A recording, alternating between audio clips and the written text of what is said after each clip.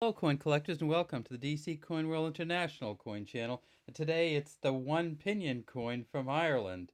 And this is the rarest of all the one pinion coins right here, the 1940 Hens and Chicks 1D or one pinion coin from Ireland. And let's talk a little bit about the history of the Irish pinion coin. So in 1928, the first one pinion coin came out. And of course, that was uh, Sorstat Iran, or the first Irish Republic, or the Irish Free Republic. So the Irish Free Republic first came out with a one pinion or one penny coin in 1928, and this is it here. And this is the original harp with the original engravings. And if we look at this coin, we can see that it's just a really well engraved coin, and it's clear when you see the harp on a coin, there's only one country that you think of, and that is Ireland.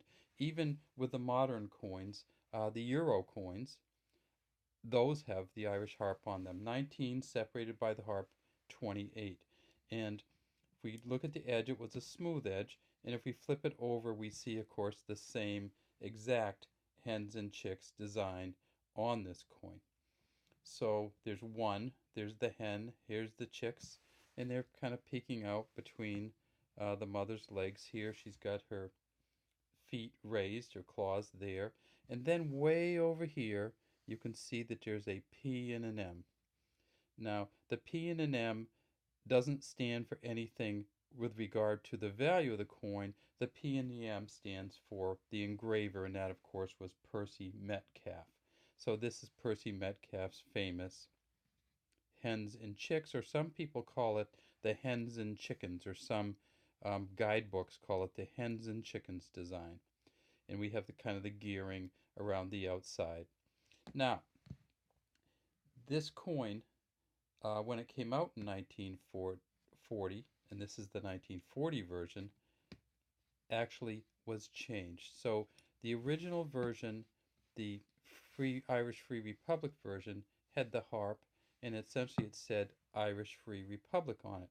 The 1940 coin did not say that. They changed to Ire, or Ireland. And so it's Ire on this side, the whole date on the right side, and you can see that it's the engravings on this one really come through, and we can really magnify them up. Now, this down here, some people, when they look at it by eye, they say, what's that, a mint mark down there? Because by eye, it looks just like this little dot down there. See how that, they say, okay, that's probably the mint mark. It isn't.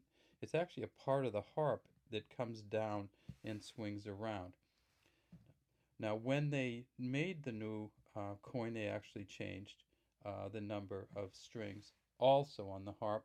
And this one, you can see, is relatively fancy. When I say it's the rarest, in 1940 they only made 312,000. So 312,000 coins was the lowest of any year. In fact, the first year that they made these in 1928, they made 9 million. So there's 9 million of these that they were made. 13 years later, in 1940, they changed from the Republic of Ireland to Ire, and or the, I mean, from the Irish Free State to the Republic of Ireland. And when they did that, they only minted 312,000. That wasn't because they were changing the coin. That was because it was essentially during World War One, and the battles were already being fought, and England was already in the war, and Ireland was trying its best to be a non-combatant in World War II and be a neutral country. And there wasn't a whole lot of money anywhere. So when they introduced these in 1940, they did introduce them only 312,000. Now, the coin itself, its makeup is brass. So it's 95% copper. It is 3% zinc and 1.5% tin. And I don't know what the other 0.5% is, but that's how it's listed. It's listed as 99.5%. There's another 0.5% of something in there. Maybe the copper, zinc, and tin are a little over the full percentage or something. Now, one of the things that when I say it's the lowest mintage ever, you need to remember that Ireland didn't mint its coins every year, and still doesn't, even the euro coins. So that, or they haven't necessarily minted them every year. So from 1928 until 1940, they only made coins in 6 of the 13 years. So in the 13 years from 1928 to 1940, they made the coins in 1928, 1931, 1933, 1935, 1937, and 1940. So they skip years. So even though this is the lowest mintage of any mintage year, there were a bunch of years they didn't make any. And then from 1941 until 1968. Now they stopped making this coin in 1968, and this is the last of them. This is just a beautifully toned coin. Look at the coloring on that, and you can really see on this one the engraving, and it's so toned and colored. This actually came out of an envelope. This has not been handled very much. Same exact design, says the IRE 1968. Same thing here. If we flip it over, we still see the hens and chicks. This is what it looks like when it hasn't been used, though. What a huge difference between the detail and the hen's eyes, the comb above it, the chicks down here. Kind of these chicks actually have eyes, and this one poking out between the legs here. You can really see it much better here. You can see stuff on the ground that they're actually eating, and then of course the Percy Metcalf initials over here, the PM. So in 1968 they stopped making this coin, and the reason they stopped making this coin, some people think that, well, yeah, because the euro came out. Well, no, it wasn't. The euro didn't come out until 2002. So they stopped making the large Irish penny in 1968 because Ireland was going to embrace decimalization, just like many of the other countries, former countries and countries of Great Britain had. So in 1971, Ireland moved to decimalization. Well, what does that mean? Well, this is the 1971 one pinion coin, or one penny coin. And there's a design from the Book of Kells on it. This is the 1940 or 1968. You can see how much huger they are. Well, when they moved from this coin to this coin, and of course this is the 68, but they didn't make it in 69 and 70, and then they came out with a decimalized version in 1971. This coin here was 100 to the Irish pound. This coin here was 240 to the Irish pound. So the value of this was 1/240th of a pound, or 1/12th of a shilling, and the value of this was 100th of a pound. So this, even though it's much smaller, was actually worth 2.4 times this coin when it came out in 1971. Now, did they keep the large Irish pennies? Well, that's the interesting part. This coin was demonetized at the end of the year in 1971. So the large Irish pennies were made valueless on December 31st, 1971. So these coins, you can't use them to buy anything anymore.